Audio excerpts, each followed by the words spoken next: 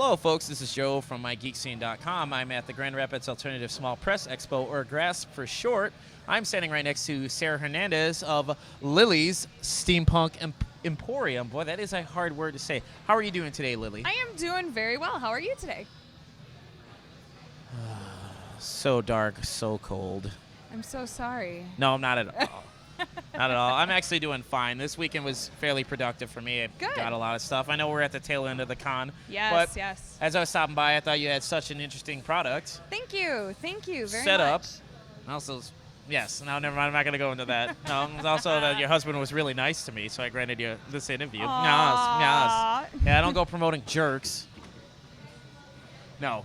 But nonetheless, you run a Lily's Steampunk Emporium. I do. Could you tell me how it came about? I inherited the business, actually, from a very good friend of ours.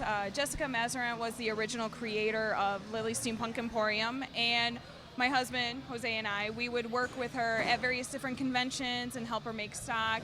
And then, unfortunately, she became very seriously ill last summer, and then a few months later passed away. But before she did, she was like, hey, I want this to keep going, and I want you and Jose to do it, and it's been my honor to carry on her legacy. You think she knew that she was going?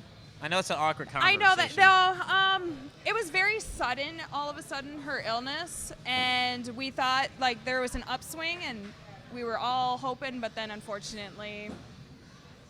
Well, I mean, hopefully she's not hopefully. She's smiling down on Oh, what's are you going on. kidding? Are you kidding me? Anytime I'm making pieces and I'm getting so frustrated and it's 3 a.m., I'm like sitting there and I look straight up. And I'm like, Jess, what the hell am I supposed to do? And seriously, it's like calm and clear, and I know she's right there, and she's like, okay, Sarah, seriously, you got to keep it simple. So anytime something happens, all I do is everyone goes, what would Jesus do? No. Here we go. What would Jess do?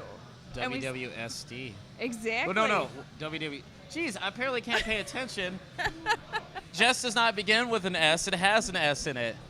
You know, and this is staying in because, that's what I do on my interviews. If I screw up, big deal. You know? Of course. It's not like people are like knocking down, professional companies are knocking down the door to like, we want you to conduct these interviews. I'm having fun while doing these. Exactly. That's what you have to do. So No, but WWJD. No.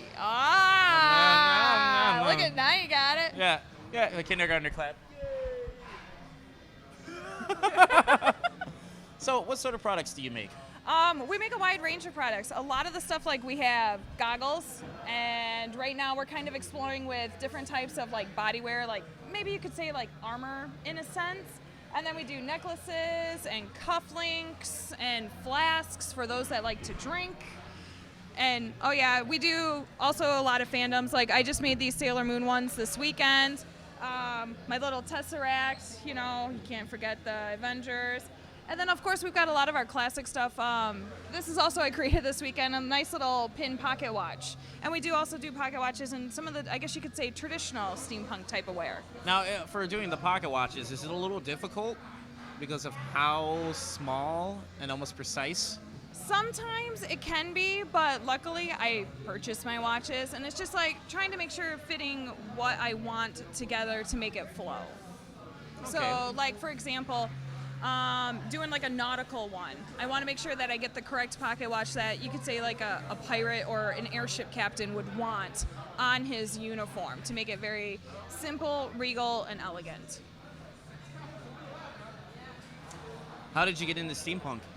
Actually, coincidentally, through my friend Jess. She's like, hey, you want to come help me one day? World Steam Expo, back in, I want to say 2010. She goes, you want to come help work at this con? It's steampunk. And I'm like, sure, how do I dress? Think of goth, but they discovered brown. And I'm like, okay, I can do that. I have never heard of it thrown in terms like that, man. Yeah, pretty much. So it's pretty much the goths discovering brown is the inside joke with a lot of people. Look at all these trendy kids. Next time I go to next time I'm at a Capital Steam event, I'm like, look at all these trendy kids. Those hipsters. Name drop. But nonetheless, if people wanted to find you online to buy your goods, your wares, where can they find you? You can find me directly through Facebook, typing in Lily's Steampunk Emporium. I'm also based on Etsy. If you type in Lily's Steampunk Emporium, you'll most likely get to my shop, but definitely type in Lily's Steampunk Empor. That Okay. is the title of our shop. And last question. Sure. What sort of upcoming events will you be at? We're definitely looking into getting into Grand Rapids Comic Con. We will for sure be on July 11th at Great Bit back here in Grand Rapids at the DeVos Center. We're very much looking forward to that. We are one of the only steampunk people that will be there, so we're really excited about this. Folks can get your fix. Looks like you've cornered the market on that. I know, I'm excited about that. And it's fun because it's all in my hometown where I grew up and went to school, so... Yeah, but you're no longer here. No, I know I'm not. I'm over... You know what? Don't judge me. We here at My Geek Scene judge all the time when you leave your hometown of Grand Rapids. No. Shame. For shame. For shame. No eye contact for the rest of this interview. Okay. Speaking of which, well, the rest of this interview is over. Sarah, thank you for granting this interview. Thank you so much, Joe. I had a pleasure. Shucks. Well, folks, this is Joe from My Geek Scene.